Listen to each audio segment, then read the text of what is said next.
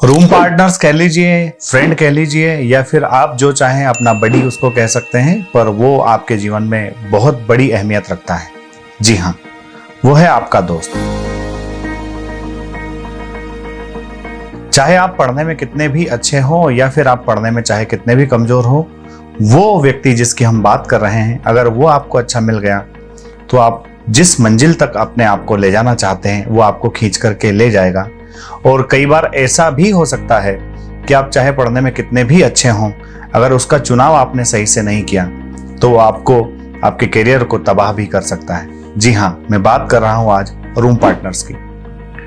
सबसे बड़ी चुनौती आज के युवाओं के साथ जो है कि हम जब करियर का चुनाव करते हैं और जिस करियर के चुनाव के लिए हम लोग अपनी मंजिल को पाने के लिए जिस भी संस्थान में या जिस भी बड़े शहर में जाते हैं, तो वहाँ उस संस्थान का चुनाव तो हम बहुत सोच समझ करके करते हैं, एडमिशन भी बहुत सोच समझ करके लेते हैं, पर उस एडमिशन को लेने के पश्चात में हम जिसके साथ रहने लगते हैं या जिसके साथ उस शहर में जाते हैं, उस व्यक्ति का चुनाव हमारे जीवन में बहुत ही इंपॉर्टेंस रखता है। कई बार मैंने देखा है जब सिविल सर्विसेज के इंटरव्यूज लेते हैं तब भी ये देखने में आता है कि एक भाई और बहन जो सगे भाई बहन है वो मेंस क्लियर कर गए हैं, दो दोस्त हैं एक ही रूम में रहते हैं वो मेंस क्लियर कर गए हैं, दो रिश्तेदार हैं जो आपस में बातचीत करते हैं वो भी मेंस क्लियर कर गए हैं, या फिर एक ही जिले के 4-5 लोगों का समूह जो एक ही स्कूल में पढ़ता था वो मेंस क्लियर कर गया है। तो ऐसी क्या बात है इन लोगों में जो इन्हें सफल होने के लिए कारगर बना देती है, सफल होने के मुहाने पर पहुंचा देती है?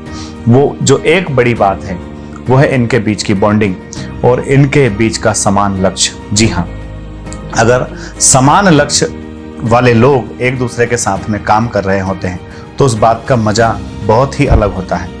और समान लक्ष्य वाले लोग अगर एक साथ मिलकर के उस लक्ष्य के प्रति समर्पण दिखाने के बजाय, उस लक्ष्य के पीछे मेहनत करने के बजाय सिर्फ उस लक्ष्य की बातें ही करते रहते हैं तो फिर सारी व्यवस्थाएं बिगड़ने लगती हैं। जनरली हम लोग देखते हैं कि स्टूडेंट्स जिस उद्देश्य को लेकर के शहर आते हैं हमेशा उस उद्देश्य की सिर्फ बातें ही करते रहते हैं, और जिस दिन वो मोटिवेटेड होते हैं उस दिन बाजार निकल जाते हैं, कुछ किताबें खरीद के ले आते हैं, पर उससे कुछ होता जाता नहीं है। फिर शाम को वो कमरे पर जो भोजन बनाते हैं और बनाया हुआ भोजन पूरा का पूरा स्टूडेंट्स वो खा करके सो जाते हैं, और ऐसे सोते हैं कि 10-12 घंटे की नींद के बिना जागते नहीं हैं। एक अच्छा दोस्त वो होता है जो कुछ बना है सब कुछ खिला भी देगा और उसको खाने के बाद सोने भी नहीं देगा, और अगर उस दोस्त ने आपको सोने नहीं दिया तो आप पढ़ भी लेंगे, और अगर आप पढ़ भी लेंगे तो वह लक्ष्य जिसके लिए हम बड़े शहर में आए हैं वो लक्ष्य निश्चित तौर पर मिलेगा। उस बडी के साथ हम सुबह जल्दी जग भी जाएंगे, हम दिन के दोपहर में लाइट बंद करके कमरे का माहौल नहीं बनाएंगे, हम एक छोटे से पाउच में लोटा भर पानी डाल करके चाय नहीं पिएंगे। क्यों? क्योंकि वो रूम पार्टनर ऐसा करने नहीं देगा।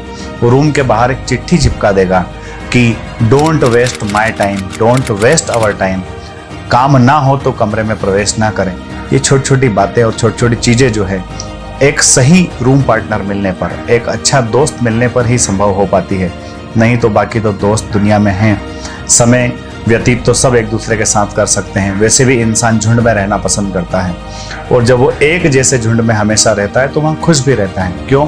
क्योंकि उसे उस झुंड के बाहर की परिस्थितियों के बारे में ज़्यादा कुछ पता ना तो होता है, ना वो उन परिस्थितियों के बारे में पता करना चाहता है। तो आइए आज से तय करते हैं, उस बडी को ढूंढें जो वही लक्ष्य रखता है जिस लक्ष्य को हमने चाहा है। फिर डिफेंस फोर्सेस में अधिकारी का चयन हो या सैनिक का चयन हो, और जिस भी अंतिम लक्ष्य को प्राप्त करना हो वो लक्ष्य हमसे किंचित भी दूर नहीं रहने वाला है। जय हिंद।